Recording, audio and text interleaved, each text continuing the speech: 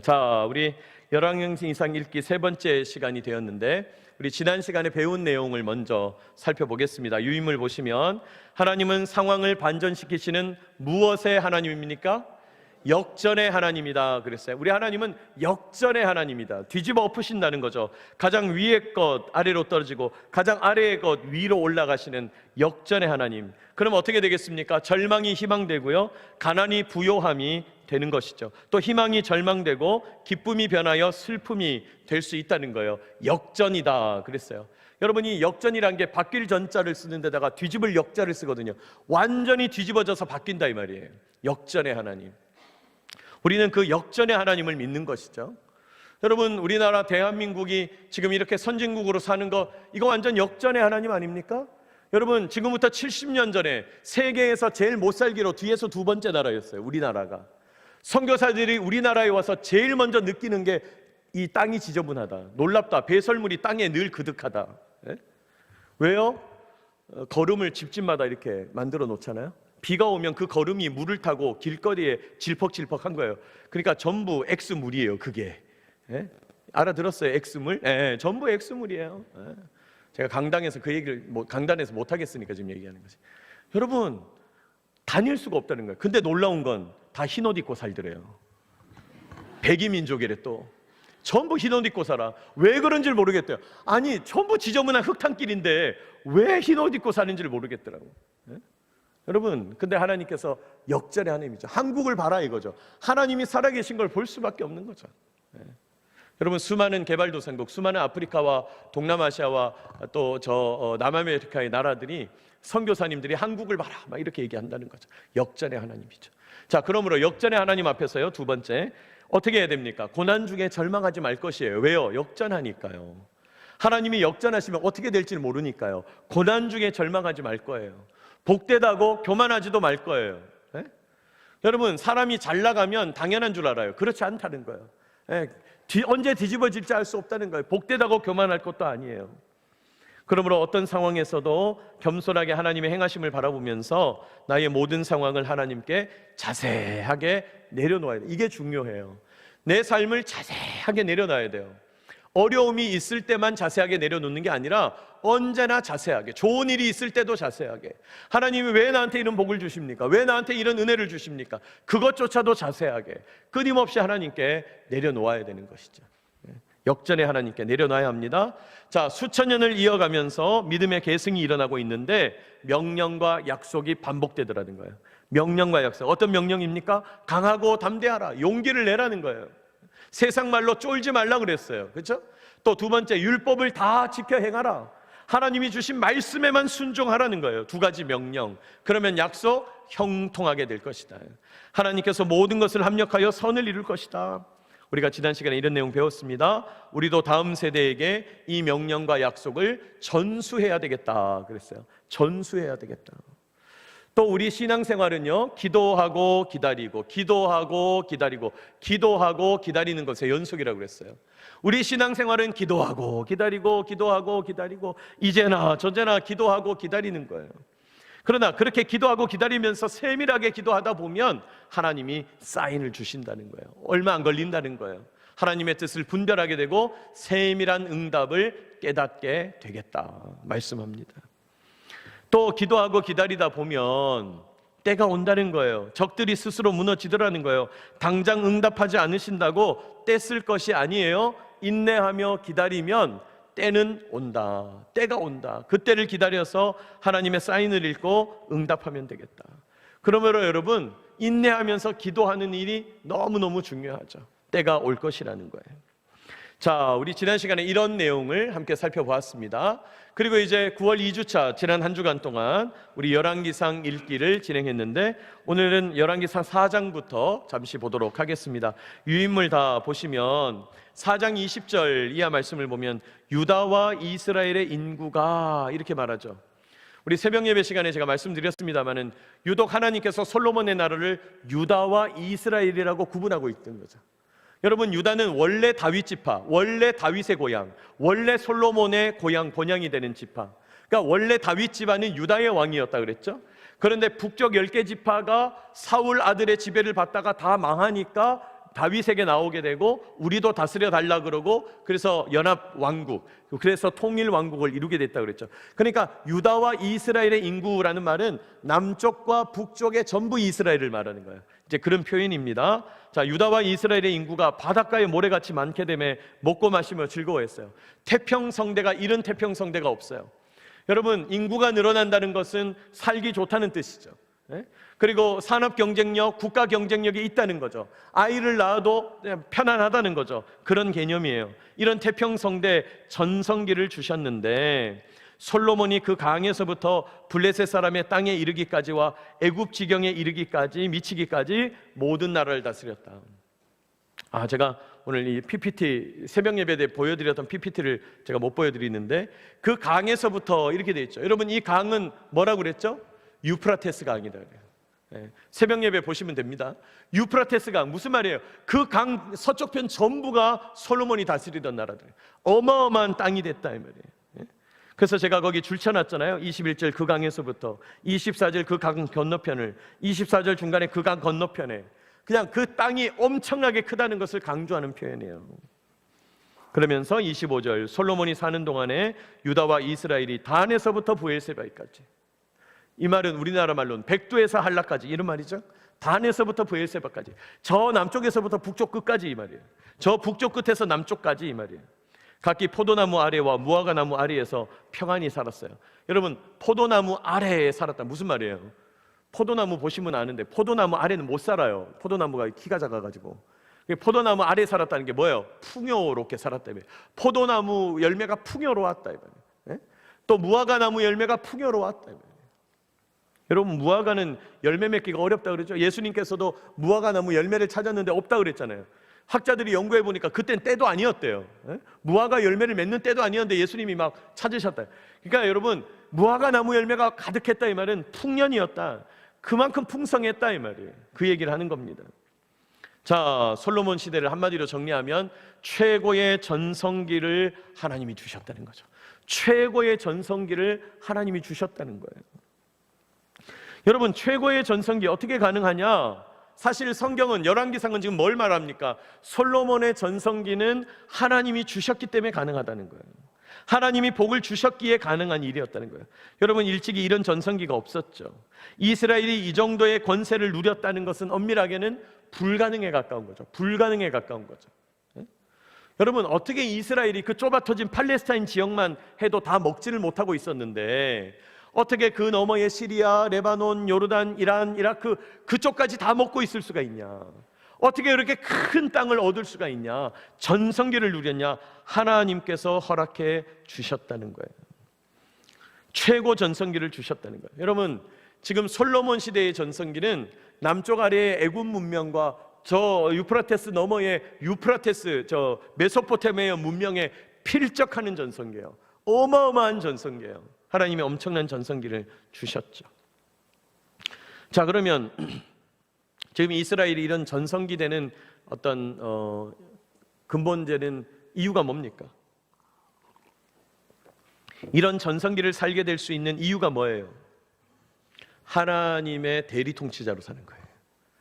다윗도 그렇고 솔로몬도 그렇고 왕은 하나님이에요. 나는 그 하나님을 섬기는 이스라엘의 대표 주자다 이런 뜻이에요. 여러분, 이 대리 통치자라는 것이 대표 선수다 이런 느낌인 거예요. 대표 선수.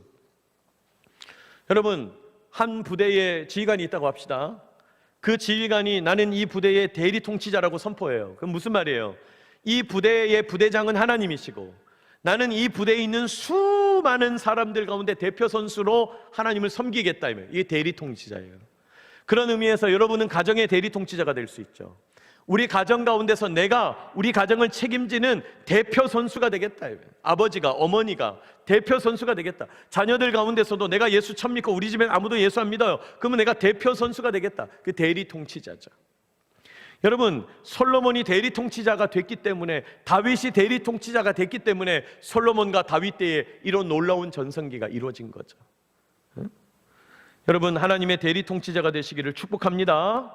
그러면 어떤 일이 일어나요? 내 것이 아니고 하나님 것이 되다 보니까 하나님이 책임지시는 가정, 하나님이 책임지시는 조직, 하나님이 책임지시는 공동체, 하나님이 책임지시는 부대, 하나님이 책임지시는 나라가 되는 거죠. 여러분, 저도 마찬가지죠. 제가 처음 우리 교회에 와서 그 말씀 드렸죠. 제가 목사라고 해서 이렇게 하자 저렇게 하자 막 내 마음대로 끌고 가지 않겠다는 거예요. 다만 여러분도 말씀을 묵상하고 저도 말씀을 묵상하는데, 말씀을 묵상하는 대행진 제일 앞에 제가 있는 거죠. 대리 통치자죠. 여러분, 다만 하나님께서 이 모든 것을 이끌어 가기를 원하신다고 그랬잖아요. 여러분, 하나님 앞에 우리가 대리 통치자가 되면 하나님의 능력, 역사, 하나님의 풍성함, 하나님의 부요함, 하나님의 성공, 하나님의 능력이 나타난다는 거예요. 최고 전성기는 바로 그런 거다는 거예요.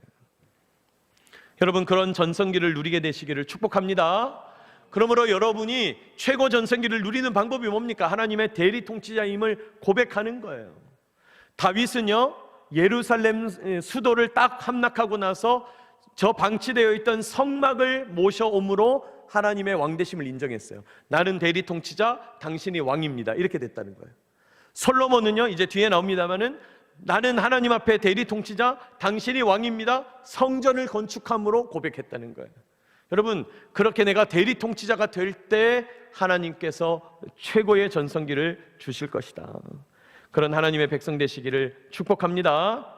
자, 이것에 연결하기 위해서 제가 순서는 좀 어그러지지만 6장으로 간 거예요. 6장 1절 바로 이어서 제가 기록해놨죠. 6장 보시기 바랍니다. 열왕기상 6장 1절 우리 같이 한번 읽어볼까요? 시작. 이스라엘 자손이 애굽 땅에서 나온 지 480년이요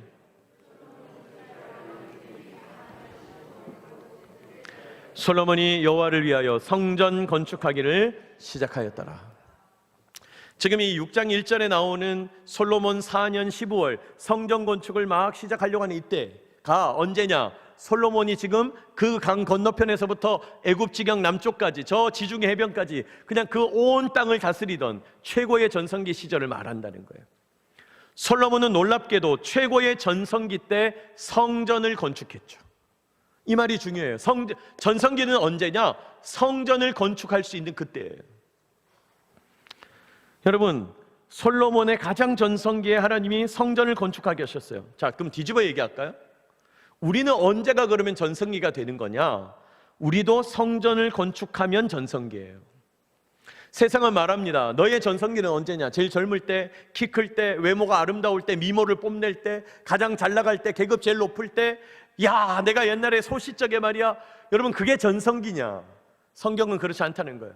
성경은 지금 내가 주님 앞에서 성전으로 지어져 가고 있다면 그때가 전성기라는 거예요. 다시요. 지금 내가 성전으로 지어져 가고 있다면 그때가 전성기라는 거예요.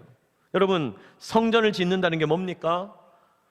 너희가 하나님의 성전인 것과 너희 안에 주 성령이 거하시는 것을 알지 못하느냐 말이에요. 여러분, 성령님이 내 안에 오셔서 내 삶이 성전이 되는 것, 그게 성전이죠. 그럴 때 우리의 삶은 전성기다 이 말이에요. 주님과 동행하는 것, 주님이 내 안에, 내가 주님 안에, 주님이 나와 교통하면서, 주님이 나와 함께 하시면서, 주님 나를 인도하시면서, 주님 나와 연합하시면서 그렇게 나아가는 삶, 그게 성전이 되어 가는 거예요. 내 삶과 하나님의 말씀이 막 반죽돼 가지고 이게 말씀인지 내 삶인지 꿈인지 생신지 모르면서 그렇게 주님과 동행하며 사는 삶이 있다는, 그게 성전을 지어가는 삶이에요. 제가 농담처럼 하는 말 중에 그런 말이 있어요. 여러분, 죄를 지으려도요, 시간 있고 돈 있고 힘 있어야 지어요. 죄도 아무나 못 져. 죄를 지려면 꽤 나름대로 열심히 해야 돼요. 죄는 함부로 못 짓거든요. 꽤 열심히 해야 죄를 짓거든. 거짓말이 처음에 좀 성공하려면 똑똑해야 돼요. 여기 가서 거짓말하고 저기 가서 거짓말하는데 서로 안 맞으면 금방 들통나. 그러니까 참 좀 함량이 떨어지면 죄도 어려워. 참 쉽지 않아요, 그죠? 근데 여러분, 제가 왜 이 말씀을 드리냐면, 우리가 죄를 안 짓는 건 내가 죄를 짓지 말아야지 해서 죄 안 짓는 게 아니에요. 엄밀하게는 죄 지을 시간이 없는 거예요. 안 와닿구나. 네. 죄 지을 시간이 없어요. 무슨 말이냐? 아침에 일어나서 큐티하고 새벽 예배 영상 듣고 묵상하고 교회 모임 쫓아다니고 저녁에도 성경부 참여하고 그리고 봉사하고 찬양하고 막 다니다 보면, 직장 나가다 오다 보면 정신이 하나도 없어요. 내가 왜 이러고 살아야 되나? 근데 여러분, 그러고 사는 게 복인 줄 믿으시기 바랍니다. 그거 안 하면 뭐 하려고요? 그러니까 그거 안 하면 뭐 하려고? 여러분, 죄밖에 질 게 없어요. 시간 있고 돈 있고 여유 있으면 인간은 뻘짓을 해요. 기가 막혀요. 여러분, 하나님께서 여러분에게 적절한 물질을 안 주신 거 너무 감사하시기 바랍니다. 얼마나 다행이에요. 얼마나 다행이에요.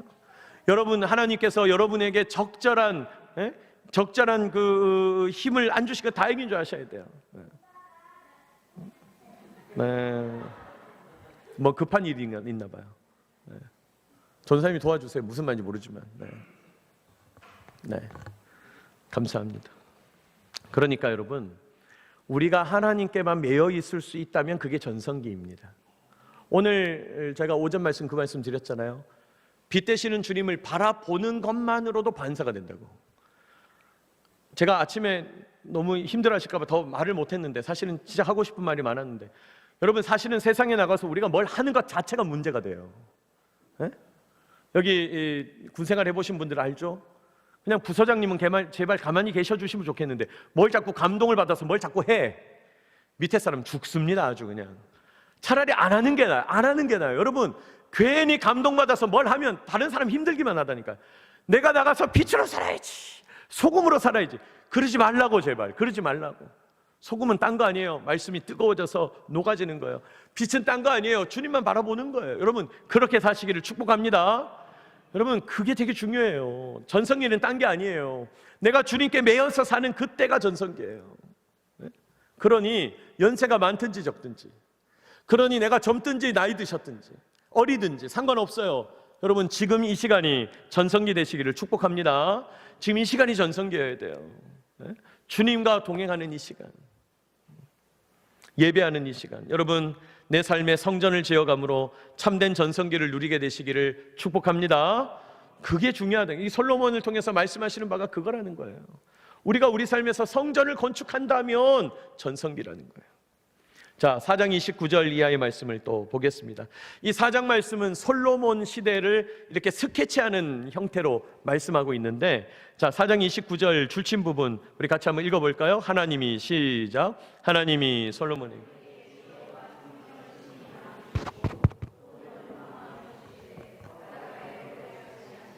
네, 여기 보니까 솔로몬에게 지혜와 총명을 주셨다고. 지혜와 총명과 함께 뭘 주셨어요? 재밌는 표현이 나오죠. 또 무슨 마음을 주셨어요? 넓은 마음을 주셨어요. 넓은 마음을 주셨어요. 그랬더니 바닷가의 모래같이, 백성들이 그냥 바닷가의 모래같이 번성했다는 거예요. 모든 지혜가 막 뛰어나더라는 거예요. 여러분, 사회생활 해보신 분들은 알아요. 참 신기하게 이 세상은 똑똑한 사람이 있는데 그 사람은 하나같이 재수가 없어요. 똑똑한 사람은 진짜 밥맛이에요. 교만하거든. 막 지 똑똑하다고 난리거든. 저도 재수없다는 얘기 많이 들었어요. 네. 하여튼 여러분, 똑똑한 사람은요 밥맛이에요. 밥맛이에요. 왜요? 마음이 좁아 터졌어요. 참 신기하죠. 똑똑한 사람은 마음이 좁아 터졌어요. 똘똘이 스머프는 애가 옹졸해요. 어쩔 수가 없어요. 기가 막혀요. 네. 여기 이제 스머프 세대들은 웃으셨어요. 스머프가 뭔지 모르는 분도 있지. 하여튼 똘똘이 스머프는 옹졸해요. 근데 좀 놀라운 건 이거예요. 좀 한 단계 떨어지는 사람은 마음은 또 넓어요. 네? 옛날에 우리 학교 다닐 때 보면 반에서 마음 넓은 애는 1등 하는 애는 아니에요. 우리 반에도 그런 애 있었는데 참 마음이 넓은 친구가 있었어요. 걔는 늘 공부한다고 그래. 늘 공부한다고 얘기해. 말은 늘 공부를 해요. 하여튼 밤에도 공부하고 밤새서 공부하고 아침에도 공부하고 쉬는 시간에도 공부하고. 아니 1등, 2등, 3등은 쉬는 시간에 공부 안 하는데 걔는 공부를 해요. 근데 늘 25등이에요. 너무 신기하지. 마음이 넓어요. 넓은 마음을 갖고 있는 사람은 지혜가 떨어지는 경우가 많아요. 너무 신기하잖아요. 똑똑한 애들은 마음이 좁고 마음이 넓은 애들은 지혜가 떨어져. 근데 여러분, 솔로몬을 보세요. 하나님이 지혜와 총명도 주시고 뭐도 주셨대요? 넓은 마음도 주셨어요. 인격도 주시고 성품도 주시고. 그러니까 리더십의 완성이 일어나는 거예요. 똑똑하기만 한 게 아니라 마음도 넓어요. 똑똑하기만 한 게 아니라 리더십이 완성이 되는 거예요. 인품도 있어요. 인품까지 겸비했어요. 기가 막힌 거죠. 이런 리더십 밑에서 수많은 사람들이 모여들었다 이 말이에요. 지혜가 모든 문명보다 뛰어났다는 거예요. 뛰어났다는 거예요. 그리고 얼마나 지혜가 뛰어났냐면, 자, 30절 보세요. 솔로몬의 지혜가 동쪽 모든 사람의 지혜와, 여기 동쪽 모든 사람은 아까 말씀드렸지만 그 강 건너편 유프라테스 티그리스 메소포타미아 문명을 말하는 거예요. 그 당시 강성했던 메소포타미아 문명보다도 뛰어났어요. 지혜가 또 어디보다 뛰어났냐? 애굽보다 뛰어났어요. 애굽 문명, 이집트 문명보다 뛰어났어요. 그러니까 지금 솔로몬의 지혜는, 솔로몬의 문명은 기가 막히게 탁월했다 이 말이에요. 야, 그랬더니 32절, 그가 잠언 몇 천을 말했어요? 3,000가지를 말했대요. 잠언 3,000가지. 여러분, 잠언이 뭐예요? 한 구절 안에 인생의 오묘한 비밀과 경륜이 숨어있는 경구를 말하는 거예요. 한 문장. 그러니까 한 문장 한 문장이 그냥 인생의 깊은 경구, 우리로 치면 논어 같은, 논어, 삶의 도를 말하는, 공자님이 지었다고 하는 논어처럼, 여러분 그 한 구절 안에 엄청난 의미가 들어있잖아요. 그런 잠언이 3,000이나 말했다는 거예요. 그냥 이 사람은 인생을 통달한 사람이야. 그냥 영적으로 트인 사람인 거예요. 뿐입니까? 그의 노래는 몇 편이었대요? 1,005편. 제가 새벽 예배 때 말씀드렸는데 1,000편도 아니고 1,500편도 아니고 2,000편도 아니고 1,005편이에요. 여러분, 이거는 역사적 사실임에 틀림없다는 거예요. 이건 세봤으니까 1,005편이지, 소설 쓰는 사람은 1,005편이라고 안 씁니다. 소설은 1,500편 이렇게 쓰지, 2,000편 이렇게 쓰지, 1,005편 이렇게 안 쓴다고. 그러니까 실제로 솔로몬이 지은 노래가 1,005편이었다는 거예요. 이게 이 유흥으로도 뛰어난 사람이야. 뭐랄까, 이 삶을 노래하는 걸로도 뛰어난 사람이야. 신이었다 이 말이에요. 뿐입니까? 33절, 그가 초목에 대하여서도 말을 했어요. 식물학, 어느 정도로 식물학에 뛰어났냐? 레바논의 백향목부터 담에 나는 우술초까지, 조그마한 이파리 다양한 그 우술초까지 식물학에 관통했어요. 능통했어요. 또 짐승과 동물학, 새와 조류학, 기어다니는 것, 곤충학, 물고기, 어류학, 뭐 모든 거에 뛰어난 사람인 거야. 예? 동물의 왕국 저리 가라 이거지. 동물의 왕국 저리 가라. 34절, 사람들이 솔로몬의 지혜를 들으러 온 데서 찾아왔다는 거예요. 온 데서. 여러분, 저는 이 말씀을 읽는데 무슨 생각이 드냐면, 이스라엘로 유학을 왔나 보다, 이런 생각이 드는 거예요. 여러분, 뛰어난 나라일수록 유학생이 모이잖아요. 우리나라도 요즘 유학생 많은 거 알죠? 선진국이 됐다는 것은 주변 나라가 유학생들이 막 몰려온다는 뜻이거든요. 지금 여기 솔로몬의 지혜를 배우다 뜨고 전부 유학생 온 거 아니에요. 모든 나라 왕들이 보냈다는 거 아니에요. 여러분, 솔로몬을 보면 우리가 뭘 깨달을 수 있어요? 이 지혜라고 하는 게 대단한 거죠. 우리가 이런 얘기합니다. 지혜가 먼저냐, 지식이 먼저냐? 뭐라고 생각하세요, 여러분? 지혜가 먼저죠. 왜요? 지혜는 우리 삶을 풍성하게 하는, 지혜는 그래서 우리 지식을 확장하는, 그게 지혜라는 거예요. 그래서 여러분, 제가 이렇게 썼어요. 지혜로 삶이 풍성해져요. 지혜를 가지고 있으면 우리의 지식이 확장돼요. 이 말이 중요해요. 여러분, 똑같은 삶을 사는데, 똑같은 월급을 받는데, 똑같은 연금을 받는데, 똑같은 수입을 받는데, 어떤 사람은 풍성하게 살아요. 똑같은데. 근데 어떤 사람은 늘 모자라게 살아요. 여러분, 어디에서 차이가 날까요? 지혜에서 차이가 나는 거죠. 아니, 세상에서도 어떤 사람은 똑같은 물건을 2,000원 주고 사는데, 어떤 사람은 똑같은 물건을 인터넷에서 500원 주고 살 수 있잖아요. 어디 그런 데가 있어요? 저 좀 알려주세요. 그럴 수 있지만, 아니, 예를 드는 거예요. 예를 드는 거예요. 여러분, 지혜가 있으면 똑같은 삶이 풍성해진다고. 뿐입니까? 지혜가 있으면 내가 알고 있는 지식이 연결 확장되면서 내 삶이 더 커지는 거예요. 영역이 더 확대되는 거죠. 그래서 여러분, 지혜가 없는데 지식만 잔뜩 있으면 그건 꿰지 않는 구슬이 서말인 거예요. 구슬이 서말이라도 뭐 해야 보배예요? 꿰어야 보배지. 연결이 안 되는데 그게 뭐 보배? 알면 뭐예요? 에? 신문 100날 읽으면 뭐합니까? 인터넷 100날 보면 뭐합니까? 근데 어떤 사람은요, 드라마를 보면서도 묵상을 하는 사람이 있어요. 예? 영화를 보면서도 말씀이 연결되는 사람이 있다 이 말이에요. 여러분, 지식이라고 하는 건 하나님의 지혜를 통해서, 그러니까 영적으로 우리가 지혜를 얻게 되면 세상 경험이 일상의 훈련이 되는 거예요. 세상 경험이 우리에게 더 지식이 되어가는 거예요. 예? 기가 막힌 거죠.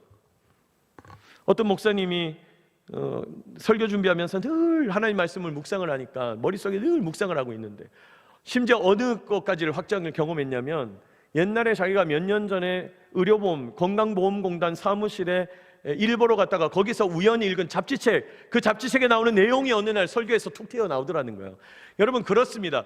지혜가 확장되면 우리가 그 옛날에 경험했던 것까지도 하나님께서 세밀하게 연결시키신다는 거예요. 여러분, 똑똑해지고 싶습니까? 하나님을 만나게 되시기를 축복합니다. 지혜는 하나님이 부으시는 거거든요. 이거는 쌓으려고 해서 쌓아지는 게 아니거든요. 네? 치매 예방하겠다고 자꾸 고스톱하지 말고, 제발 세상 방법 쓰지 말고, 여러분, 진짜 지혜는 하나님께 있음을 믿으시기 바랍니다. 그러니까 여러분, 그 기도를 하십시다. 우리는 그 기도를 하십시다. 주님 부름 받는 그날까지 매일 성경 읽고 묵상하고 기도하게 해주십시오. 그래서 여러분, 눈이 흐려지지 않도록 또렷한 정신으로 우리 주님 바라보도록, 그렇게 살다가 우리 주님께 부름받는 저와 여러분 되시길 축복합니다. 그게 지혜다 이 말이에요. 지혜는 그런 거라는 거예요. 여러분, 지혜는 그런 거예요. 여러분, 인생의 성공은 딴 데 있지 않아요. 똑같은 일을 하는 것 같아요. 똑같은 주부, 똑같은 군인, 똑같은 업무, 똑같은 목회, 똑같은 직장 생활이에요. 그러나 지혜 있는 사람과 지혜 없는 사람은 다른 거예요. 지혜로 여러분의 삶이 풍성해지고 지혜로 여러분의 삶의 지식이 확장되기를 축복합니다. 자, 그리고 이제 5장에 들어오면 성전 건축을 준비하게 되는데, 거기 줄친 부분에 보면 솔로몬이 두로 왕 히람에게 사람을 보낼 건데, 먼저 히람이 사람을 보냈어요. 왜? 줄친 부분 보세요. 이는 히람이 평생에 누구를 사랑했어요? 다윗을 사랑했어요. 아니, 여러분 생각을 해보세요. 왕과 왕 사이인데, 국가 정상과 국가 정상의 얘기인데, 대통령과 대통령들 얘기인데 뭘 사랑하고 말 게 있냐고. 그런데 두로 왕, 지금의 레바논 지역에 두로라고 하는 지역이 있는데, 그 두로 왕 히람이라는 사람은 평소에 다윗을 사랑했어요. 존경했다는 얘기죠. 가까이 지냈다는 얘기죠. 인품과 통치에 감동을 받았다는 얘기죠. 여러분, 솔로몬이 오늘 백향목을 공급받는데, 레바논 백향목이라고 하는 그 비싼 자재를 공급을 받는데 아버지 덕을 좀 보는 거예요. 그래서 제가 이렇게 제목을 붙였어요. 다윗의 신실함이 성전 건축의 기초가 됐어요. 너무 재밌죠? 다윗의 신실함이 성전 건축의 기초가 됐다고요. 다윗이 뭘 했어요? 여러분, 다윗은 뭐 특별한, 물론 정복 전쟁도 많이 하고 피도 많이 흘렸어요. 아니, 근데 어떻게 두로 왕 히람이 다윗을 좋아하냐고, 다윗을 존경하냐고, 다윗의 인품과 통치에 어떻게 감동할 수가 있냐고요. 다윗이 영적으로 하나님을 섬기면서 하나님 의지했을 뿐이에요. 하나님 앞에서 대리 통치자로 살았을 뿐이에요. 그런데 하나님이 다른 사람들에게 호의를 얻게 하고 다른 사람들에게 좋은 마음을 얻게 해서 다윗의 그 신실함, 다윗의 그 신앙, 하나님만을 바라보는 그게 여러분 솔로몬 때의 성전 건축의 기초가 되는 거예요. 여러분, 사람들은 말합니다. 신앙생활하면 밥이 나오냐 떡이 나오냐. 근데 놀랍게도 신앙생활을 하면 밥은 안 나오고 떡은 안 나오는데, 그것보다 더 근본적인 능력을 주시는 거죠. 하나님께서 우리의 신앙을 통해서 우리의 삶을 책임지심을 믿으시기 바랍니다. 여러분, 신앙생활은 그것보다 더 깊은 능력이에요. 우리가 신실하게 하나님을 섬기는 것이 우리 인생의 성공 기초가 된다는 거예요. 여러분, 기가 막힌 얘기죠. 신앙은요, 우리 삶의 모든 영역 위에 존재하는 개념이에요.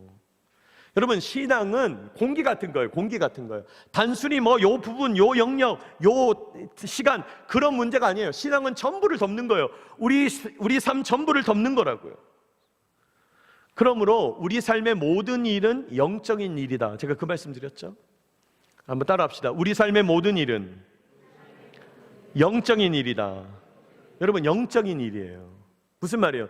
내가 오늘 어떻게 하다 보니까 내 삶에 무슨 어려움이 생겼어요? 그거는 요 영역의 일이야. 이게 아니고 하나님 뭔 말씀하시는 거지? 영적인 일로 받아들여야 돼요. 내 삶에서 뭐 잘 나가는 일이 생겼어요. 생각지도 못한 복을 누렸어요. 하나님께서 왜 이렇게 주시지? 하나님 앞에서 생각해야 돼요. 영적인 일로 생각해야 된다. 여러분, 우리 삶에서 일어나는 모든 일은 영적인 일로 바라봐야 돼요. 하나님 이걸 통해서 나에게 뭘 말씀하시는가, 그걸 봐야 돼요. 야, 예수 믿는다고 공부 잘하는 게 아니야. 아니, 그게 아니고, 내가 지금 공부를 하는데 막히는 게 있어요? 영적인 일로 봐야 돼. 하나님 이거 어떻게 풀어야 됩니까? 하나님 이거 어떻게 뚫어내야 됩니까? 하나님 어떻게 이겨내야 됩니까? 여러분, 모든 일은 사실은 영적인 일이라는 거예요. 그러므로 영적인 일이란 말이 뭡니까? 모든 일에 하나님과의 관계를 우선하라는 거예요. 하나님과의 관계를 우선하라는 거예요. 너희는 먼저 그의 나라와 그의 의를 구하라. 하나님과의 관계를 우선하라는 거예요. 먼저 하라는 거예요. 신앙이 우리 삶의 성공 기초가 될 거라는 거예요. 자, 마지막으로 이제 우리 6장에 들어가면 이제 성전 짓는 얘기가 등장하는데, 제가 거기 유인물에다가 성소와 지성소 부분을 제가 실어놨어요. 자, 줄친 부분 보면 성전에 내소가 있다 그러죠. 내소, 안내자에 곧소자, 안쪽에 있는 방이 있었다며. 그걸 가리켜 뭐라 불렀어요? 지성소라고 부르고, 또 17절에 보면 내소 앞에 있는 외소가 있대요. 바깥 외자를 써서 바깥 장소도 있다. 그걸 가리켜 성소라고 불렀다. 그러니까 성전 내부는 간단하다는 거예요. 지성소와 성소로 구분된다는 거예요. 성전의 길이가 60규빗이에요. 처음 20규빗이 지성소고 나머지 40규빗이 성소예요. 작은 방이 있고 큰 방이 있다 이 말이에요. 그러면 지성소는 뭐예요? 지극히 거룩한 곳. 제가 일부러 거기 유인물에다가 그래서 한자어를 적어놨는데, 지성소, 이를 짓자, 지극히 거룩한 장소다 이 말이에요. 거룩한데 더 거룩하다 이 말이에요. 최고로 거룩하다. 그 다음에 성소, 거룩한 곳. 자, 그럼 성소와 지성소는 뭘 의미하냐? 먼저 성소, 지성소가 있는데, 지성소 안에 케루빔, 천사가 날개 펼친 형상, 케루빔이 있다 그랬죠? 천사가 날개 펼친 형상, 키도 4.5m, 폭도 4.5m, 어마어마한 형상이죠. 그러니까 천사 형상이 있는데 날개를 펼친 형상이 있다 이 말이에요.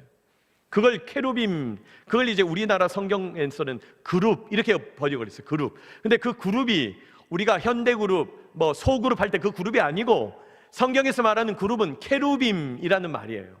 그 케루빔이라는 건 천사 형상을 말한다 이 말이에요. 자, 그 천사 형상이 있는데 지성소인데, 그 천사의 날개와 날개 사이에 하나님이 영으로 임하신다고 믿었어요.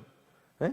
그래서 그곳에 하나님이 임재를 상징하는 지성소. 그래서 여러분, 지성소는 하나님의 임재를 상징해요. 하나님의 임재, 하나님이 여기 계시다 이 말이에요.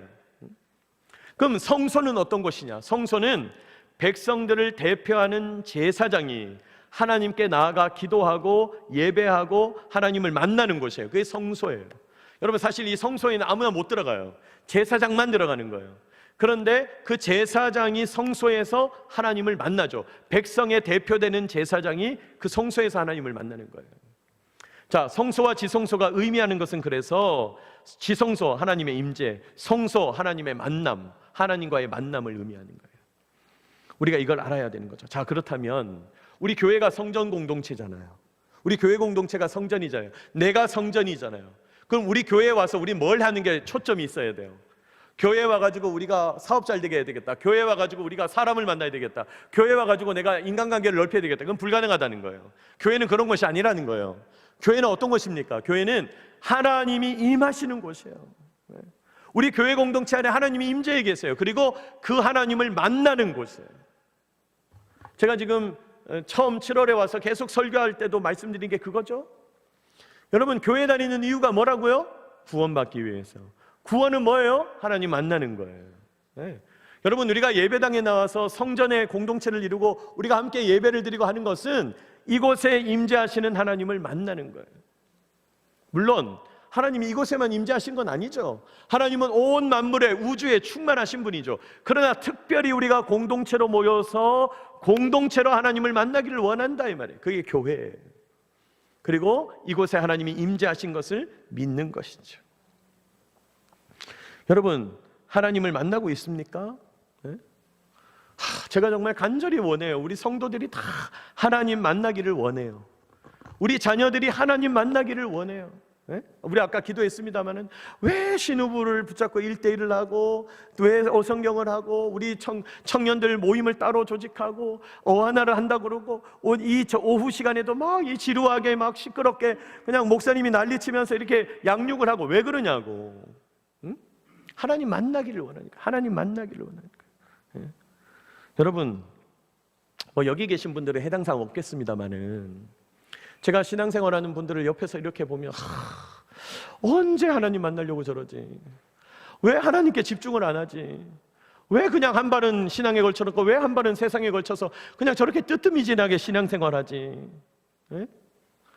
그러면서 제가 목사니까 그런 말을 못하지만 어려움이 와서야 하나님을 찾으려는가? 고통, 슬픔, 재앙, 눈물, 그게 와서야 하나님을 찾으려는가? 왜 건강할 때 하나님 안 찾지? 왜 한시라도 젊을 때 하나님을 안 찾지? 왜 지금 더 여유 있을 때 하나님을 안 찾지? 응? 그런 생각 드는 분이 진짜 많아요. 너무 안타까워요. 응? 여러분, 세상에도 농담처럼 하잖아요. 있을 때 잘하라고. 응? 건강할 때 잘해야죠. 지금 내가 전심으로 하나님을 찾으면요, 내가 지금 전심으로 하나님을 찾으면 고난이 와도 나는 200% 힘을 발휘해요. 근데 지금 내가 적절하게 하면 고난이 닥치면요, 하나님 섬기느라고 50%, 이 고난 해결하느라고 50% 허덕여요. 이것도 안 되고 저것도 안 돼요. 여러분, 건강할 때 하나님 섬겨야죠. 왜 아프고 나서 하나님을 찾느라고 약도 먹어야 되고 하나님도 찾아야 되고 왜 양분을 하냐고. 힘이 드는 거지. 여러분, 지금 지금 잘 될 때 하나님 섬겨야지. 고난이 닥치고 나서 이 고난도 해결해야 되고 하나님도 찾아야 되고, 이게 힘이 빠지는 거죠. 이게 허덕이는 거죠. 그러면 안 된다. 여러분, 하나님을 만나야 합니다. 여러분, 하나님 만나는 게 우리 인생에서 제일 중요한 일이에요. 그거 말고는 다른 거 더 소중한 일이 없습니다. 여러분, 더 주님께 집중하게 되시기를 축복합니다. 하나님 만나야 된다는 거예요. 하나님 만나야 된다는 거예요. 여러분, 성소와 지성소는 하나님의 임재와 만남이 있는 곳이다 그랬어요. 오늘 우리 열왕기상 일주일 동안의 말씀들을 쭉 함께 살펴봤는데, 여러분이 오늘 말씀된 내용들을 쭉 보시면서 우리 하나님 앞에, 하나님, 제가 성전을 지으면서 전성기를 삼겠습니다. 주님, 오늘이 나의 전성기가 되게 하여 주옵소서. 지혜가 내 삶을 이끌어가게 해주십시오. 지혜로 내 삶이 풍성하게 해주시고 지혜로 내 지식이 확장되게 해주십시오. 기도하시고, 또 하나님, 신앙이 우리 삶의 성공 기초가 된다는 것, 하나님을 만나는 일을 우리 삶의 중심을 놓게 하여 주옵소서. 우리 오늘 이 말씀을 생각하면서, 여러분 눈으로 보면서 기도해도 좋습니다. 우리 말씀을 생각하면서 기도하십시다.